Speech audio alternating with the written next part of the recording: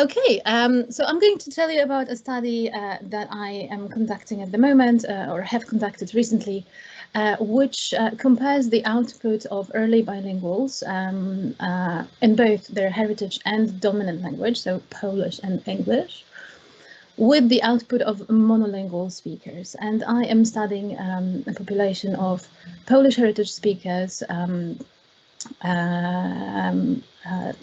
are school age. As you have mentioned before, I am supervised by Professor Dąbrowska and Professor Dywiak. Okay, so before I start, very quickly, let me just tell you where really the interest comes from. So I am a mum to two heritage speakers, Olivia and Tommy. They both live in the UK, attend a British school. I am Polish, and their father is half British and half Spanish, and his family is also a group of heritage speakers. Their grandparents are Polish, Spanish, and British. We communicate in English and Polish mainly at home, more Spanish in the past, not so much at the moment.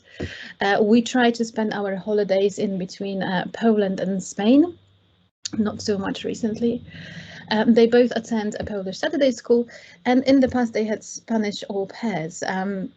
Even though they have very similar backgrounds and obviously they are growing up in practically the same environments, Olivia's Polish is much stronger than Tommy's, and I think her Spanish is also stronger than Tommy's, which might suggest the older sibling effect, and mainly shows that there is a huge diversity in the population of heritage speakers. Okay, so let's start from some definitions. I suppose if you are here, you are already interested in heritage language, so I will just very quickly breeze through that.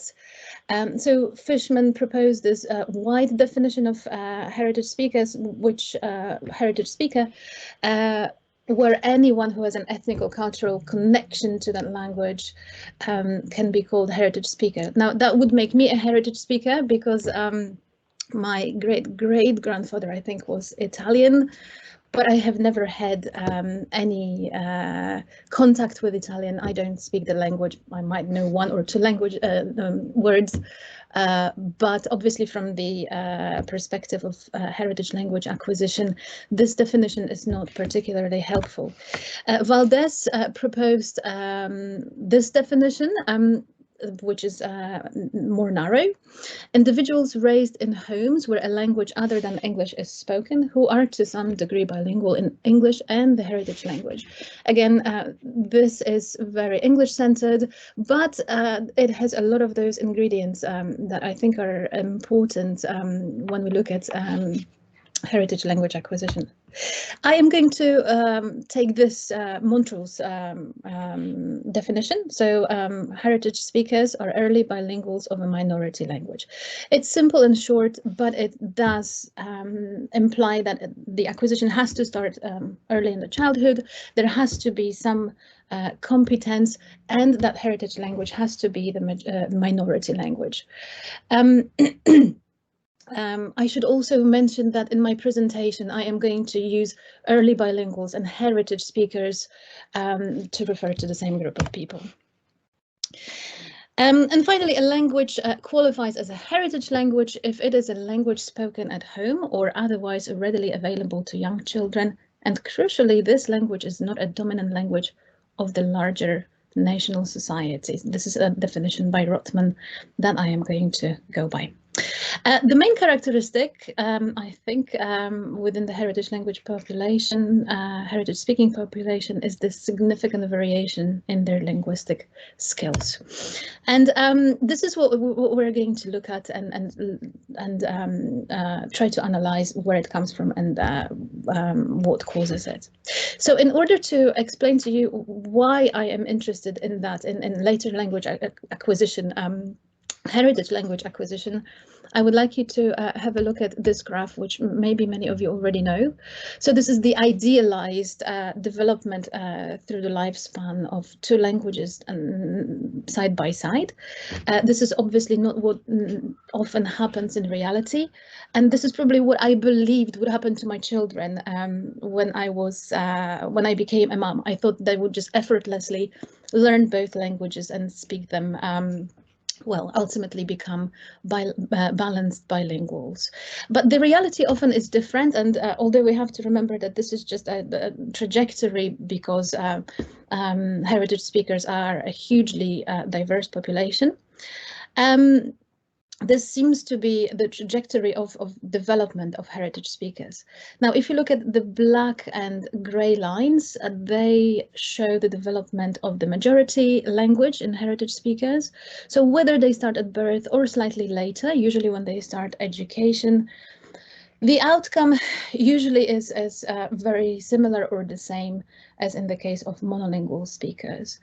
However, in case of heritage, their heritage language, the trajectory is slightly different. And as you can see, something happens during that later language development, which then often leads to a different outcome in adulthood. And this is why studying that population is crucially important. We need to find out what it is during these years between more or less 4 and 16 that causes this. And this is why I am looking at children who have been in education in their dominant language for a few years now. Okay, so to talk about what causes this, let's very quickly look at the differences between monolingual and heritage language acquisition. So obviously, in monolingual acquisition, all input supports the development of that one language, while in heritage language acquisition, it's divided into 2 different languages. Monolingual children interact with different speakers, while heritage speakers often interact only with 1 or 2 caregivers, and the number of people they interact with is usually much smaller. For monolinguals, the baseline usually uses standard language, so both the parents, the teachers and peers use standard language, at least within the community. While with heritage language acquisition, that baseline might already be divergent. The parents might have, or the parents' language might have already undergone some attrition, and they might also get input from other heritage speakers. Monolinguals are often exposed to different registers and styles, while heritage language speakers might be limited only to input at home and only that informal register. And finally, monolinguals have wide experience with different modalities, while heritage language speakers might rely only on spoken registers. So all of these factors influence the acquisition of heritage language and explain why it is divergent from monolingual acquisition. Now, so some explanations for that divergent outcome are acquisition is incomplete. That has been suggested by Montron and Polinsky. So basically, it postulates that patterns or patterns which are normally acquired later on might not be acquired fully. Another explanation is attrition, so patterns have been acquired but then have undergone attrition. Input has been discussed, both the quality and quantity. So obviously the input is the quantity is usually reduced, but also the quality, as I mentioned before, these parents might have already undergone, the language of the parents might have already undergone attrition, therefore it might already be different. And recently there has been more in literature about the effect of literacy on heritage language development. And my PhD project really focuses or looks at literacy in great detail, but this is not what I'm focusing on today. So the incomplete acquisition and attrition and the quality of input and all those reasons why there seems to be a divergent ultimate outcome have led to the deficit approach, where heritage speakers are often treated as kind of deficient bilinguals, bilinguals with slightly maybe lower level of achievement. My study also wants to check whether this is the case. Okay, so in this study, I had two research questions. So is heritage speakers' output less complex? And is it less fluent? So to investigate the complexity of their language, I looked at lexical diversity, and I've chosen two measures, VOC-D and type per token ratio. Now, VOC-D is an automatic measure which was derived by the use of CLAN through the KiDevel tool. Unfortunately, I was not able to derive it for Polish, therefore I have two different measures. Type per token ratio is a measure which is sensitive to the length of the sample. Therefore, what I did, I took two different 150 word fragments of my samples and calculated type per token ratio, and then took the average. So by bootstrapping those two different fragments, I could control for the length of the sample. And I, apart from looking at lexical diversity, I also looked at syntactic complexity. And again, here I used two different measures. The first one was mean length of T unit. So T unit is the main clause with all the subordinate clauses around it. And subordination index. So basically looked at how much or how many subordinate clauses the children produce. Fluency was looked at through speech rates and dysfluencies. I am going to tell you a little bit more exactly what I looked at if it comes to dysfluencies when I show you how I transcribed my samples. So what I was expecting, what we were expecting was that yes, as a group, there might be slight differences, and bilinguals might be less fluent and possibly their language might be slightly less complex. But we'd expected that the majority of heritage speakers would fall into the monolingual norms, which was the case. But our results were actually quite surprising, and we have found out something that we maybe did not expect, and we would love to hear from you if you can help us explain those.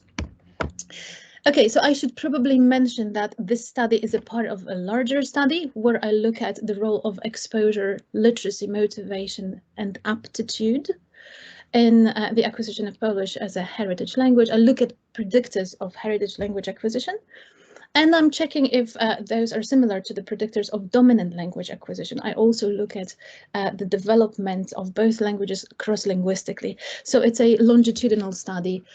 All children are school-age Polish children in the UK. The study is fully funded by the Alexander von Humboldt Foundation, and it is done in collaboration between University of Birmingham and Friedrich Alexander University. I should also thank the Fryderyk Chopin Polish Saturday School for helping me to recruit participants. Okay, so let's look at the study into fluency and complexity, because this is what I would like to talk to you about today mainly. So for this study, I recruited 76 participants, 31 of which were bilingual, all attending the Saturday Polish school. 24 were English monolinguals and 21 Polish monolinguals. You can see the age comparison in the three groups here. So the first plot shows bilinguals, and as you can see, they are on average slightly younger. Well, they are matched in age. It's literally a difference of a month. So all of them are slightly over 8 years old. If it comes to their socioeconomic status, I have analyzed it using the International Standard of Classification of Education. So we looked at the highest degree for both parents, where 0 is only early education, and 8 is a PhD. And bilinguals were almost, well, bilinguals' parents were educated almost to a degree level. And my Polish monolinguals were very well matched on this. However, my English monolinguals had a slightly higher education. The parents had slightly higher education. And this reflects the way in which they were recruited. So bilinguals were recruited in a Saturday community school in Southampton. Monolinguals were recruited in 2 primary schools. So there are 2 classes from which children were chosen randomly, while English monolinguals were recruited online. I was working together with a different researcher who was also using a similar population, so we shared that population. Obviously, when recruiting online, the population might be slightly less representative of the general population. Anyway, all bilinguals have been in the UK for at least 5 years. Monolinguals did not speak any other language. They might have had some English classes at school, but they did not really learn it in any environment. And English monolinguals, again, nobody learned a second language at this point, and they were all UK residents. Their language experience, which I measured using the BILEC language experience calculator, showed that the average onset of exposure to Polish was at birth. The onset of exposure to English was slightly later at 2, and their cumulative exposure to Polish was slightly below 6 years, and cumulative exposure to English was slightly below 3 years. Now, I should add that this was calculated for a slightly bigger sample, as for this study we only looked at year 3 and 4.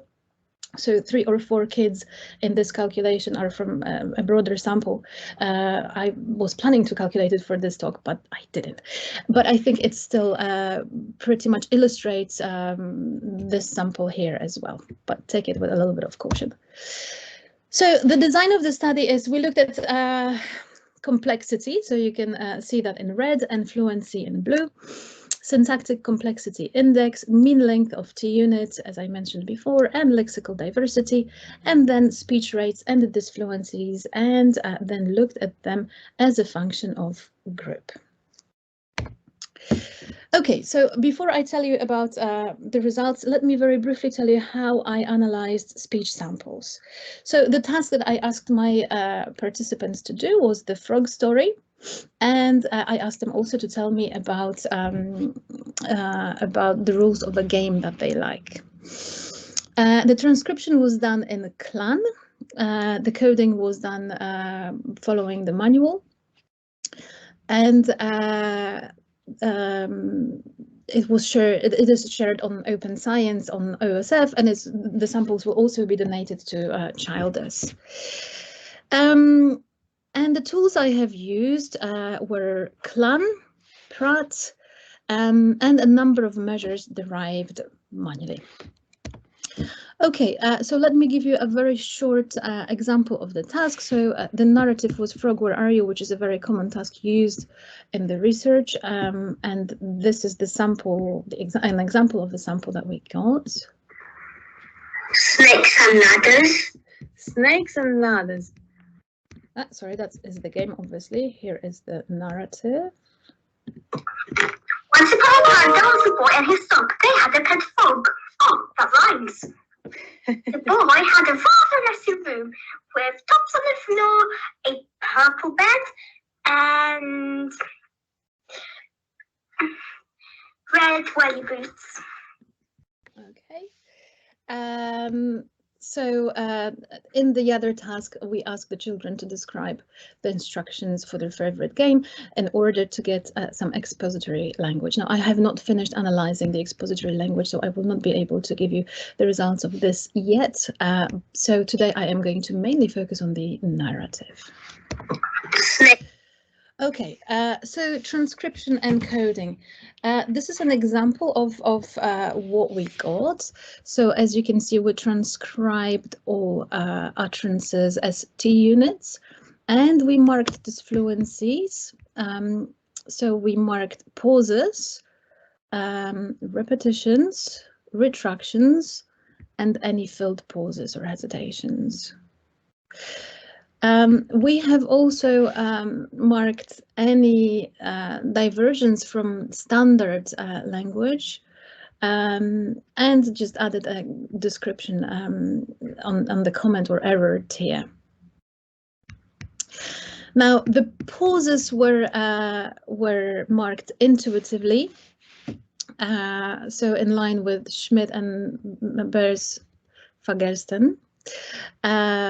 And we've done a few spot checks, and most of them were around 300 or were larger than 300 milliseconds. So after adding the more and gratier in Clan, this is what we ended up with, and this is where we took the majority of our measures from. So let's have a look at data analysis. So as I mentioned, we used the Pratt, and mainly the syllable nuclei v2 script, as well as Clan, and within that mainly Kidderville and Freck, and some measures were derived manually. So this is what we got through analysis with Clan. So this is the output that we got through Kidderville. It gives you a number of different measures, such as mean length of utterance, type per token ratios, VOGD, this is where we got it from, and other information about fluency and complexity. We analyzed speech samples with Pratt, but in the final analysis, we took the manual measures mainly because some samples were taken in noisy conditions, and Pratt did not seem to be reliable then. So in spite of the fact that with cleaner samples, Pratt worked very well, in case of those more noisy or noisier samples, it was quite difficult. So we decided to go with the manual measures in the end. Okay, so let me just start from descriptive statistics still. So I just wanted to show you the results of, before I move on to fluency and complexity, I just wanted to show you the results of the receptive grammar test. So for that we used the TROG, which is a standard receptive grammar test. We used it both in English and Polish. Now you can see the results for the English receptive grammar. And I would like you to remember that roughly the cumulative exposure of the bilingual sample is slightly below 6 years, and cumulative exposure to English is slightly below 3 years. And we're comparing them to monolingual groups where their exposure is over 8 years, so that their age is slightly over 8. So looking at that, you can see that monolinguals are slightly better. The scale was from 0 to 80, so you can see that they are slightly stronger here. And if we run linear regression, you can see that this is statistically significant. So we can say that their English receptive grammar, so bilinguals receptive grammar at this stage is slightly behind monolinguals. But looking at the amount of exposure, I think that is still quite amazing. Okay, quite a different result with the Polish TROG, so Polish receptive grammar, and as you can see, there are no visible differences here. So both bilinguals and monolinguals performance was very similar here. And again, we can see no statistical significance.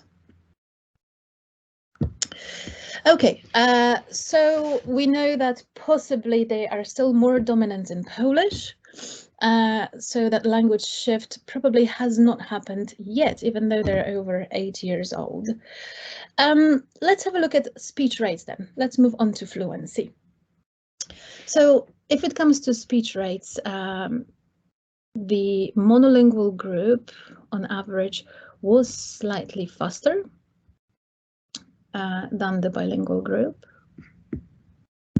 but that difference was not statistically significant. If it comes to Polish, the difference was much smaller. And again, there was no statistical significance, and that was surprising. We expected that speech rates in heritage speakers would be slower than monolinguals. And while this is the case for English, it's statistically not significant. And for Polish, we could not really see that this would be the case.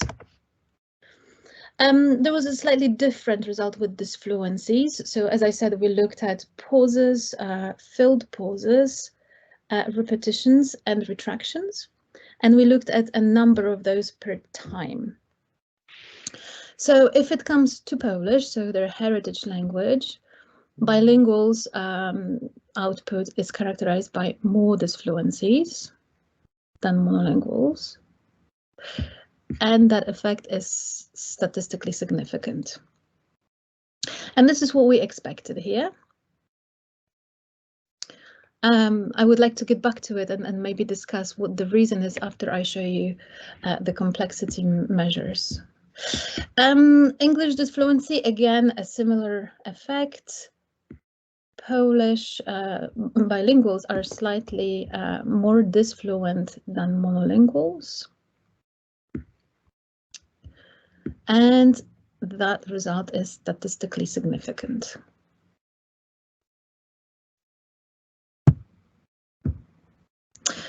Okay, but I think complexity might actually maybe be connected to that dysfluency. So what really surprised us was that when we looked at subordination index, our sample, bilingual sample in English, was a little bit higher than monolingual. So that's an effect we did not expect. We did not think that they would produce more subordinate clauses than monolinguals, yet they did. And that effect, again, is statistically significant. More interestingly, a similar effect was observed in Polish. So again, bilinguals produce more subordination than monolinguals, and that effect is again significant. Now, in the last 2 months, I have gone through those transcriptions over and over again to make sure that well, first of all, to try and figure out what could be the reason, whether there are any obvious reasons. I was thinking maybe they overuse vague language or show that they're not sure, things like I think this could be. So we excluded those from this analysis, and phrases like I think were not taken into consideration. I recalculated everything, and yet that result is still the same. Interestingly enough, a similar effect was observed for MLT units, so mean length of T units in Polish. Again, this is a measure which is commonly used in language acquisition field to check syntactic complexity. So basically, bilinguals have longer T units, and that effect again is significant statistically. And if we, okay, so on all complexity, grammatical complexity or syntactic complexity measures, bilinguals have turned out to be better than monolinguals, which we did not expect. Finally, let's have a look at lexical diversity. So what happens with vocabulary? Monolinguals seem to have slightly higher lexical diversity in English, but again, I would like you to remember the cumulative exposure of those bilinguals was less than 3 years. And lexical diversity does not seem to be significant, especially VOC-D. Type per token ratio approaches significance, but still is not significant. And for Polish, there was not much difference between the two groups. And again, it approaches significance. So to sum up, are bilinguals less fluent? Well, we have not seen that for their speech rates, but yes, there are more dysfluencies. Is their language less complex? Well, definitely not in terms of syntactic complexity. That is the most striking result, that their language is actually more complex than that of monolinguals. And for lexical complexity or diversity, there were no significant differences found. Now we can speculate what causes this. Could these dysfluencies be caused by taking time to attempt more syntactically complex utterances? Some of the possible explanations and conclusions that we have come up with are, well, obviously, if it comes to conclusions, that we should move away from the deficiency approach and look at the acquisition of heritage languages as a different path of acquisition. So it's divergent rather than incomplete. But what causes that greater syntactic diversity, syntactic complexity? Well, maybe it's greater metalinguistic awareness. Maybe those children, through learning their first language or heritage language, Polish in this case, develop their metalinguistic awareness. And maybe that also means that their language aptitude is higher. So that's my next step, to look at their language aptitude. Looking at the samples and the transcriptions, I could just notice that their language seems to be more creative, both in Polish and in English. So maybe there is a little bit less over-imitation. Now, over-imitation is not studied that much in the linguistic field. It's more in psychology. But there is this study by Klinger, Meyer, and Bannert from 2016, which shows that children selectively imitate when they understand the function of a given linguistic element because their culture makes frequent use of that function. When function is opaque, however, children imitate fully. So is it possible that children who are bilingual, through the fact that they have already acquired their first language, have a better understanding of how grammar works, how syntax works, and maybe they are more, they imitate less, take more risks, and maybe this is also why their output might be divergent from that of monolinguals. But I would love to hear your explanations to this, or any comments on my statistics, because this is something I am still learning. So if you do have any ideas here, or would like to help me solve this puzzle, I would love to hear from you. Thank you.